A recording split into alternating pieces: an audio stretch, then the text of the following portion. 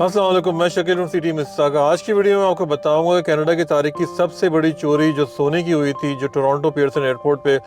इस वीडियो के अंदर मैं आपको इस चीज़ों के बारे में सारी चीज़ें डिटेल से बताऊंगा, तो वीडियो को एंड तक वॉच कीजिएगा। अस्सलाम वालेकुम, मैं हूँ शकील फ्रॉम सिटी मिस्सागा। उम्मीद है कि आप सब लोग खैरियत से होंगे।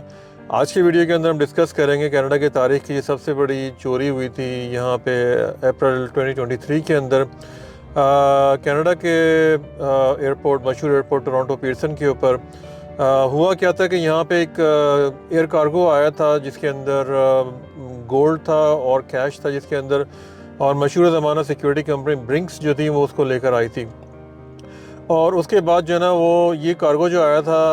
ये आया था आई बिलीव स्विट्ज़रलैंड से, और यहाँ से शायद जो है ना टोरंटो में एयर कनाडा के कार्गो के वेयर हाउस पे उतरा था। उसके बाद इसको शायद यूएस जाना था।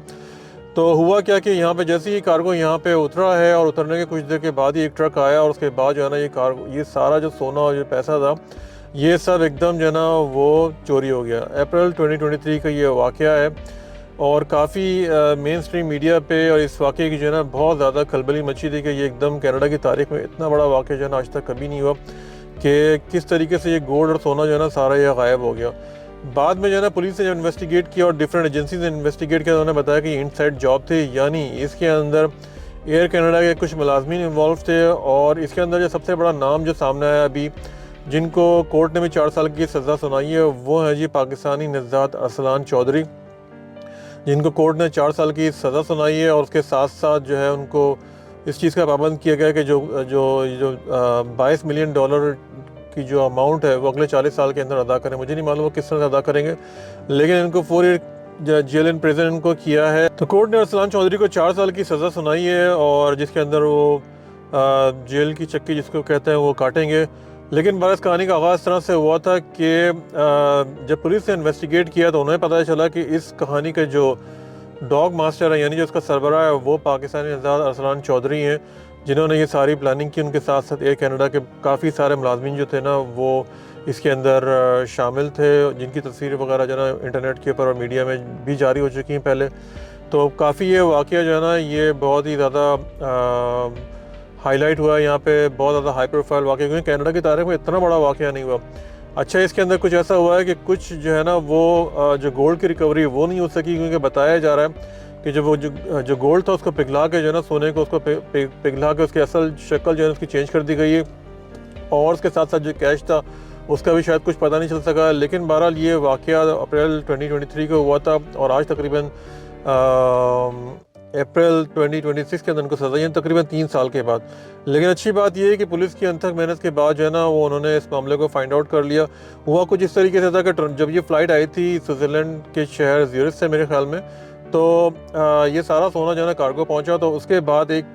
कोई ड्राइवर था, वो ट्रक लेकर आया और एक फ़ेक एयरवे बिल के ऊपर सारा उसने वो रिलीज़ करवा लिया, और वो लेके जो है ना वो गायब हो गया ट्रक के अंदर। चूँकि इस मामले में सब लोग इन्वॉल्व थे, एयर कनाडा का स्टाफ इन्वॉल्व था, और सारी जो है ना प्री प्लान ये सब थी। इनको पता था कि यहाँ पर सोना आ रहा है, किस तरीके से उसको निकालना, उसको कहाँ लेके जाना है। तो ये मिनटों के अंदर जो है ना ये सारा काम हो गया, और 22 मिलियन डॉलर जो कि तकरीबन बनता है 4.5 अरब पाकिस्तानी रुपए के तकरीबन, वो ये जो है ना बड़ी आसानी से जो है ना बगैर किसी मज़ामत के जो है ना वो बिल्कुल फेक एयरवेल यानी जाली डॉक्यूमेंट के ऊपर जो है ना वो रिलीज़ होकर जो है ना वो निकल, क्योंकि इसके अंदर सारे इन्वॉल्व थे, तो किसी को इतनी प्रॉब्लम नहीं और किसी को इतनी हैरत भी नहीं। लेकिन बहरहाल जब ये मामला पता चला है, उसके बाद जब पुलिस आई है और दूसरे इदारे जब इन्वेस्टिगेट किया है, तो फिर उन्होंने सब वीडियोज़ देखी हैं।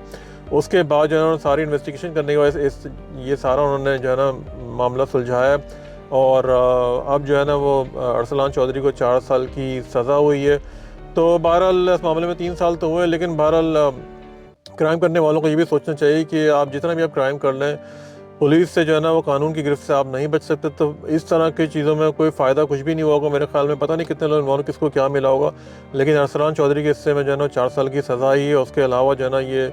40 साल तक जो है ना उनके कंधों पर ये कर्ज डाल दिया गया, यानी अगर वो 4 साल बाद अगर आप वो रिहा भी हो जाते हैं तो उसके बाद जो है ना उनको किसी किस्म का कोई उधार नहीं मिलेगा कोई, क्योंकि आप क्रिमिनल हो जाएंगे। तो आपकी लाइफ जो है ना वो इस तरह के जब मामला होते हैं तो उसके अंदर आपको, क्योंकि कनाडा जैसी कंट्री के अंदर जहाँ सारा चीज़ें ना क्रेडिट के ऊपर होती हैं, किसी की जेब में इतना कैश तो होता नहीं है, تو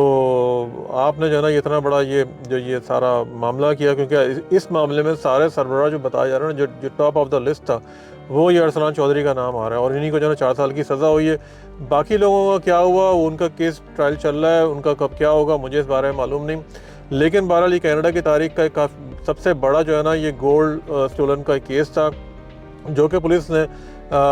جو ہے سلجھایا، اور برمپٹن کی کورٹ کی عدالت نے ان کو جو ہے نا وہ ابھی اپریل کے مہینے کے اندر جو ہے نا سزا سنائی 4 سال کی۔ اور یہ جو تھے نا، اس کے ساتھ ساتھ یہ بھی ہوا تھا کہ جب یہ واقعہ ہوا تھا ارسلان چودھری بھاگ کے جو ہے نا یہ دبئی چلے گئے تھے، اور دبئی میں کافی عرصہ یہ پھر رپوش رہے، پھر یہ جو ہے نا رضاکارانہ طور پہ والنٹری طور پہ جو ہے نا یہ واپس آئے۔ ان کی شاید میں نے نیوز میں دیکھا ہے کہ ان کی فیملی نے ان کو قائل کیا کہ آپ آ کے جو ہے نا سامنے آ کے اپنے کیس کا سامنا کریں، اس وجہ سے جو ہے نا ان کی کچھ سزا شاید کچھ کم بھی ہوئی ہے۔ میرے خیال میں سننے میں آیا تھا کہ 7 سال کی سزا ان کو ریکمینڈ کی گئی تھی، لیکن چونکہ یہ واپس آ گئے خود سے، تو کورٹ نے جو ہے نا جج نے ان کی جو سزا ہے وہ تقریباً 4 سال کی کر دی۔ اور بہرحال دیکھیں کہ برے کام کا پھر انجام برا ہی ہوتا ہے، کہ آپ جو ہے نا آپ نے اپنے آپ کو کرمنل بنا لیا، اور آپ کو ملا کیا اس کے اندر؟ کچھ بھی نہیں ملا۔ ساری عمر کی جو ہے نا آپ کے حصے میں جو ہے نا وہ ایک طرح کی ذلت آئی ہے، اب آپ کو آپ کی فیملی بدنام ہوئی، اتنا بڑا آپ نے واقعہ کر لیا۔ کینیڈا جیسی کنٹری کے اندر آپ رہ رہے ہیں، کینیڈا نے آپ کو ہر چیز کی پرووائڈ کیا ہوا ہے، آپ کینیڈا سے محبت کریں، کینیڈا کی ترقی کے لیے آپ کام کریں، بجائے اس کے کہ آپ کرمنل ایکٹیویٹی میں انوالو ہوئیں، اور اس کے بعد جو ہے نا پھر وہ ساری عمر کی آپ کو پریشانی جو ہے نا اٹھانا پڑے۔ تو اس واقعے کا یہ معاملہ سارا یہیں پہ جو ہے نا وہ اس طریقے سے یہ سارا معاملہ حل ہوا، اور میرے حساب سے جو ہے نا کافی جلدی یہ معاملہ حل ہو گیا ہے، کیونکہ شروع میں جب یہ واقعہ ہوا تھا لوگوں نے بہت اس چیز کا مذاق اڑایا تھا کہ کس طریقے سے جو ہے نا وہ کینیڈا سے ملک کے اندر یہ اتنی بڑی واردات ہو گئی، جو کہ بہرحال کہنے والوں کو ایک طرح سے بجا بھی ہو سکتا ہے، کیونکہ یہ کینیڈا کے لیے ایک بہت بڑی جو ہے نا یہ ایک بدنامی کا باعث بھی تھا کہ کینیڈا کی قومی ایئر لائن جو ہے نا اس ادارے کے اندر جو ہے نا اتنا بڑا واقعہ ہو جائے، اور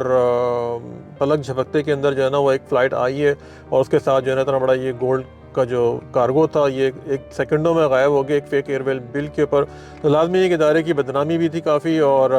کیونکہ اتنا بڑا واقعہ ہوا ہے تو اس کے بعد جو ہے نا پھر اس طرح کی فلائٹس جب مستقل آتی رہتی ہیں تو آنے والے حالات کے اندر جو ہے نا وہ جو دوسرے جو